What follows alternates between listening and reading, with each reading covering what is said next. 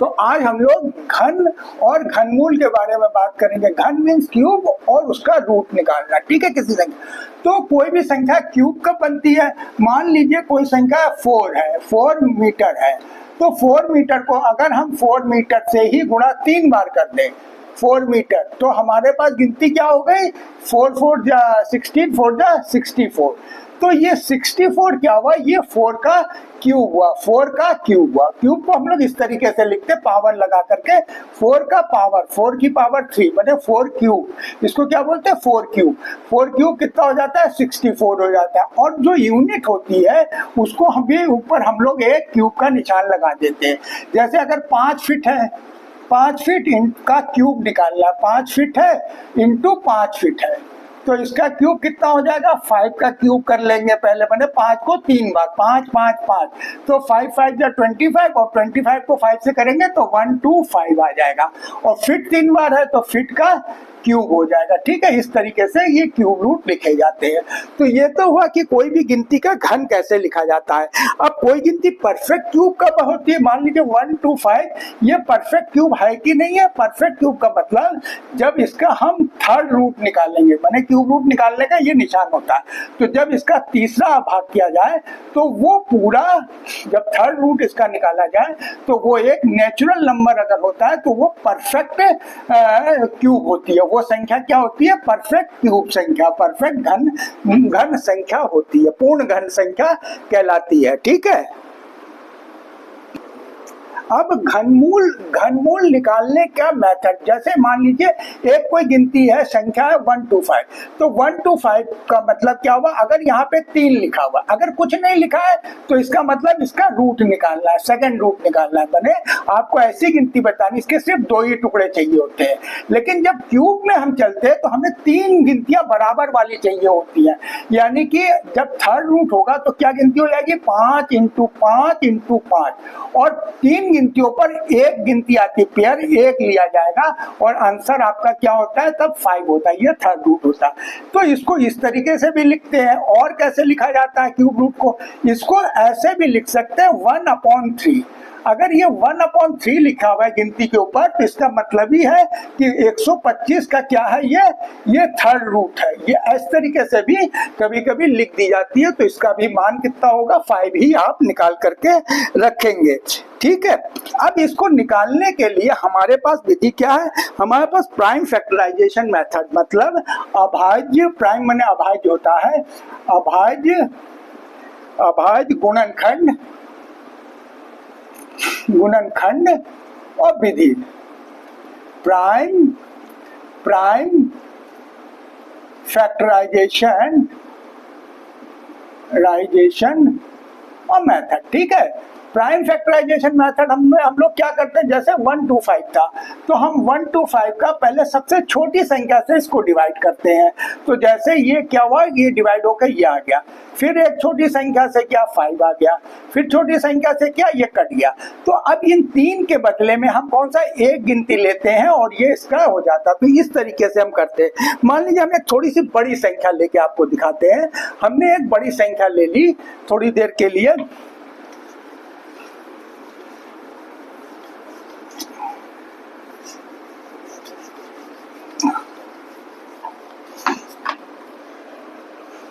हमने लिया 1 3 8 और 2 4, ठीक है। तो प्राइम फैक्टराइजेशन में अगर हम जाएंगे तो हमने अगर आखिरी की 2 गिनतियां 4 से डिवाइड हो रही है तो पूरी गिनती 4 से डिवाइड होती है। मैंने डिविजिबिलिटी के ऊपर, कोई गिनती किससे कटेगी, इसके ऊपर भी 2 वीडियो बना के डाले हुए हैं हिंदी में, आप लोग वो देख सकते हैं, वो बड़े काम की होती है। तो आखिरी के 2 डिजिट चूंकि 4 से कट रहे हैं तो पूरी गिनती हमारी है 4 से कट रही है, तो हम लोगों ने इसको काट दिया, ठीक है। तो हम लोगों ने यहाँ पे वैसे चाहते तो आप पहले 2 से करते, फिर 2 से करते। हम लोगों ने देखा ये 4 से कट रहा है तो शॉर्टकट के लिए हम लोगों ने जल्दीबाजी के लिए 4 से पहले डिवाइड कर दिया। 4 से 2 हाथ में आया 1, 4 तक 16, 17 18 20 और 24 आए।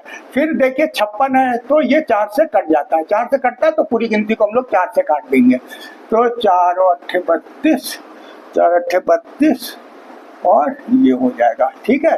फिर देखिए ये कट रहा है 4 से तो पूरे गिनती को हम लोगों ने काट दिया 4 एकम 4, 4 छंग 24, ठीक हो गया। इस तरीके से ये काट लिया। अब हमने देखा कि ये गिनती किससे कटती है, तो 2 और 1 3 और 6 9 हो रहा है, तो ये गिनती 3 से भी कटेगी, और चूंकि इवन नंबर है तो ये 2 से भी कट रही है, तो जो गिनती 2 से भी कटती है और 3 से भी कटती है वो 6 से भी कटती है। तो हम लोगों ने एक बार 6 से कर लिया। वैसे चाहे तो आप पहले 2 से करिए, फिर आप 3 से, इससे 2 2 2 2 करते चलिए तो बहुत बड़ा हो जाएगा नीचे तक का। तो शॉर्टकट के लिए हमने, जैसे इसका था तो 2 × 2 था, तो हम लोगों ने एक ही बार में 4 से करके 1 ले लिया, ठीक है। आप चाहे तो पहले 2 से करिएगा, फिर 2 से करिएगा, फिर 2 से, फिर 3 से, ठीक है। तो 6 से अगर आप इसको करते हैं तो 36 हो गया, फिर 6 से किया हमने, फिर ये 6 आ गया, और 6 से कर दिया ये 6 है।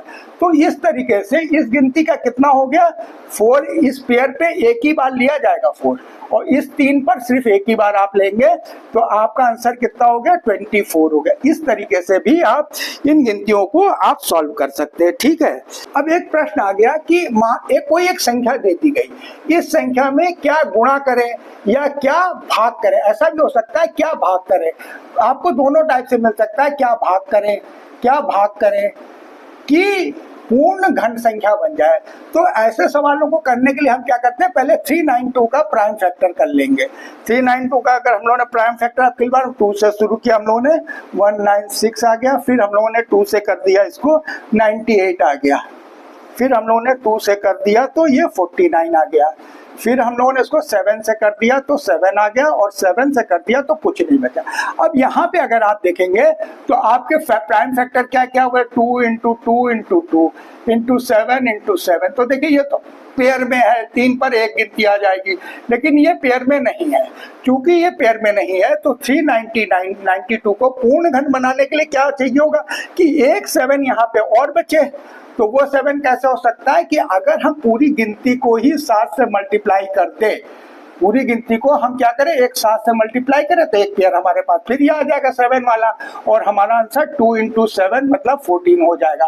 तो जब आपसे इस तरीके से पूछा जाए किसी संख्या में क्या गुणा करें, तो जो लास्ट में जिसका पेयर नहीं बनता, जैसे इसका पेयर नहीं बन पा रहा है, तो इसके पेयर में कमी क्या रहेगी, एक 7 की कमी है, 7 कम है, 7 कम है। तो आपका आंसर क्या होगा कि 7 से अगर गुणा कर दे तो ये हो जाएगा। अच्छा, अगर यही होता कि भाई इसमें क्या भाग दे दे कि आपका काम बन जाए, क्या भाग दे दिया जाए कि ये पूरा हो जाए, तो देखिए यहाँ पे ये 7 × 7 माने ये 49 यहाँ पे ज्यादा है। अगर इसका पेयर नहीं बन रहा है तो यानी कि ये गिनती में, इस गिनती में इसका पेयर नहीं बन रहा ना, तो इस पूरी गिनती में अगर हम लोग 49 का डिवाइड कर दे, माने जिसका पेयर नहीं बनता है उससे अगर हम डिवाइड कर देंगे तो हमारा ये पूर्ण घन बन जाता है। यानी कि 392 में अगर 49 से आप डिवाइड कर देंगे तो जो आंसर आएगा वो आंसर हमेशा आपका पूर्ण घन होगा, यानी कि उसका क्यूब रूट आप निकाल लेंगे तो होल नंबर में क्यूब रूट आ जाएगा। तो देखिए 392 को हमने 49 से, ये संख्या थी, इसको 49 से भाग दे दिया, आंसर आपका 8 आ गया। 8 के हमने प्राइम फैक्टराइजेशन कर दिया 2 2 2, तो इसमें क्योंकि थर्ड रूट निकालना है आपको, मैंने आपको क्यूब रूट निकालना है, थर्ड रूट भी बोलते हैं क्यूब रूट भी बोलते हैं इसको। तो जब थर्ड वाला रूट निकालना है, थर्ड रूट निकालना है, क्यूब रूट निकालना है, तो 3 पर 1 पेयर लिया जाता है, तो ये 2 आपका आंसर हो। तो ये क्या हुई, ये एक पूर्ण घन संख्या 8 क्या है, ये 8 क्या है, एक पूर्ण घन संख्या। ये कैसे पता लगी, 392 में आपने उस गिनती का भाग दे दिया जिसका कि पेयर नहीं था, ठीक है, इस तरीके से होता। अब हम आपको एक शॉर्टकट बताने जा रहे हैं, वो शॉर्टकट बहुत अप्रूव तो नहीं है, लेकिन आपको एग्जाम में वो शॉर्टकट आंसर जब दिए होते हैं उसमें आपको देख करके निकालने में मदद करेगा कि कौन सा ऑप्शन आप जल्दी से टिक कर दो। बड़े नंबरों का निकालने में बहुत दिक्कत होती है, तो मैं बड़े बड़े नंबरों से उसको प्रूव करके दूंगा शॉर्टकट आपको, ठीक है। तो मैं अब अगला बोर्ड मिटा के बताने जा रहा हूँ। तो ये हमारे रामानुज एक बहुत बड़े गणित के मैथ के विद्वान रहे हैं, तो इन्होंने एक नंबर इजाद करी थी। ये किसी गाड़ी की नंबर प्लेट से उनको पता लगा था कि सबसे छोटी संख्या सबसे छोटी संख्या जिसे दो संख्या के घन के रूप में, माने किसी दो नंबर्स के क्यूब के रूप में लिखा जा सके, घन के रूप में आप लिख सकते हैं, ऐसी कौन सी नंबर है। तो अगर ये पूछा जाता है ऐसी कौन सी संख्या है छोटी से छोटी जिसे दो संख्याओं के वर्ग घनमूल घन के हिसाब से लिखा जाए, के घन के हिसाब से लिखा जाए, मतलब तो वो कौन सी होती है, वो 729 होती है, यानी कि 2 का क्यूब और 1 का क्यूब, 2 का 12 का घन और 1 का घन, इन दोनों का अगर हल करेंगे तो ये आ जाता है। इसी तरीके से आप 9 का घन करते हैं और 10 का घन करते हैं तो दोनों को मिला के ये आ जाता है। तो ये रामानुज जी साहब ने जो है ये इस एक छोटी से छोटी ये नंबर बताई थी, तो ये नंबर आप याद कर लीजिए। अब मैं तो इसमें एक खासियत है, देखिए ऐसे किसी और भी नंबर को आप लिख सकते हैं, लेकिन सबसे छोटी संख्या जिससे दो संख्या के घन के रूप में दो तरह से लिख सकते हैं, मैंने उनका पूरा स्टेटमेंट है दो तरह से, मतलब ये एक तरीका ये है और एक तरीका ये, मतलब एक ही नंबर को दो तरीके से लिखा गया है और घन के रूप में लिखा गया। अब जैसे अगर मान लीजिए हम 9 को ले लें, हाँ ठीक है थोड़ी देर के लिए, तो देखिए दो का क्यूब ले लें और 1, जैसे 9 है नंबर, तो 2 का क्यूब और 1 का क्यूब, तो 8 और 1 9 हो सकता है। लेकिन ये छोटी नंबर ने उन्होंने कहा कि हमें दो तरीके भी चाहिए, मैंने दो चीजों, दो अलग अलग गिनतियों का भी आपको बताना है, जो कि इसमें संभव नहीं, इसमें सिर्फ एक ही तरीके से आप निकाल पा रहे हैं, दूसरा तरीका आपके पास नहीं हो पा रहा। ये रामानुज साहब ने इस तरीके से निकाल के दिया, ठीक है। अब हम यहाँ पे एक शॉर्टकट बताने जा रहे हैं, ये अनऑफिशियल है, आप इस तरीके से अपने आंसर में जो भी आंसर है जो नियरिंग है उसको टिक करके देख लीजिएगा, अगर सही है तो आपको बड़ी गिनतियों का निकालने की कोई जरूरत नहीं है। तो इसमें सबसे पहले हम क्या करते हैं, जो आखिरी का गिनती होता है इसका पहले क्यूब निकाल देते हैं इसका। तो 6 का अगर आप क्यूब निकालते हैं तो 6 का क्यूब क्या होगा, 6 × 6 × 6, तो वो होता है 216। कितना होता है 6 का क्यूब 216, तो यहाँ गिनती 6 आई ना, तो यहाँ पे 6 लिख दीजिए आप। इसके बाद किनारे के 3 गिनतियों को आप छोड़ दीजिए, ठीक है। बाकी बची हुई नंबर जो है इसका नियरेस्ट निकालिए, नियरेस्ट कोई इसका नियरेस्ट क्यूब बने रूट निकालिए इसका। तो आपको क्या करना है, आपने देखा ये, तो ये क्या होता है, जैसे 5 क्यूब का 5 का जैसे क्यूब है तो 125 होता है, और आपने देखा 6 का क्यूब होता है वो होता है 216, तो 6 का बहुत ज्यादा हो रहा है, तो नियरेस्ट कौन सा हुआ 5 का क्यूब, तो आप यहाँ पे कौन सा ले लेंगे 5 ले लेंगे। तो इस पूरी गिनती का आंसर क्या हो जाएगा 56 हो जाएगा आंसर क्यूब रूट का, ठीक है। ये भी एक शॉर्टकट है, अभी मैं आपको 4-5 सवाल और करके इसी तरीके से बता रहा हूँ, ठीक है। आप कैलकुलेटर से चेक भी कर सकते हैं। तो देखिए यहाँ पर हमने क्या किया, आखिरी वाली गिनती का पहले क्यूब निकालेंगे, तो इसका 5 का क्यूब कितना होता है 125, तो 125 से हमने 5 ले लिया। किनारे की 3 गिनतियों को आप छोड़ दीजिए, ये जो बची हुई गिनती है इसका नियरेस्ट क्यूब रूट निकालिए। तो 9 क्या होता है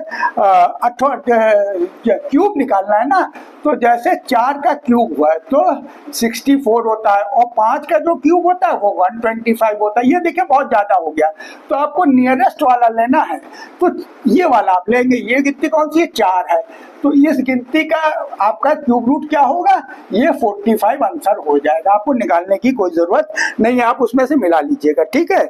इसी तरीके से एक गिनती और लेते हैं, ठीक।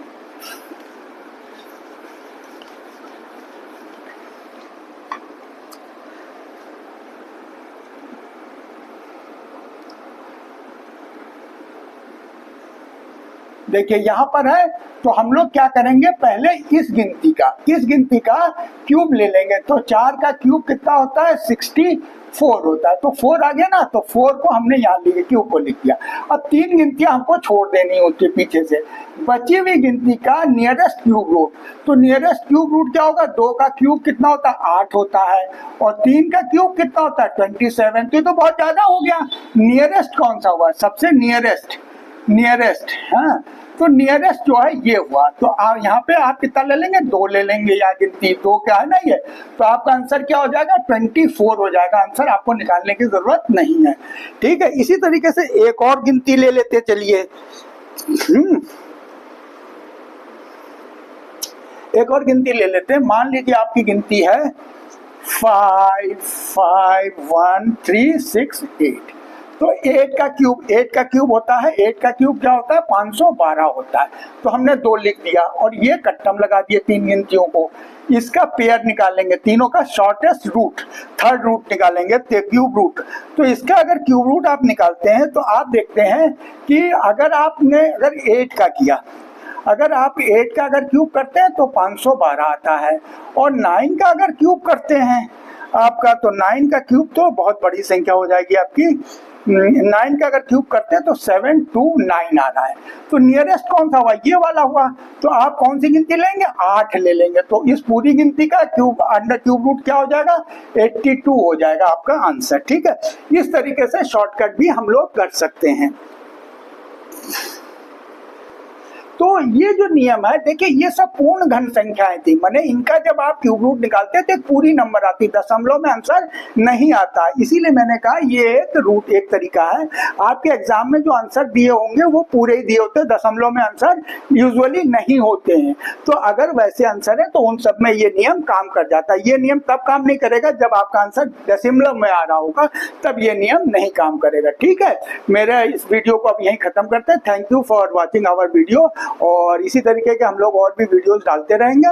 प्लीज लाइक और शेयर, इसको सब्सक्राइब भी करिए और शेयर भी अपने फ्रेंडों से करिए। हम लोग और भी वीडियो इस तरीके के डालेंगे। Thank you.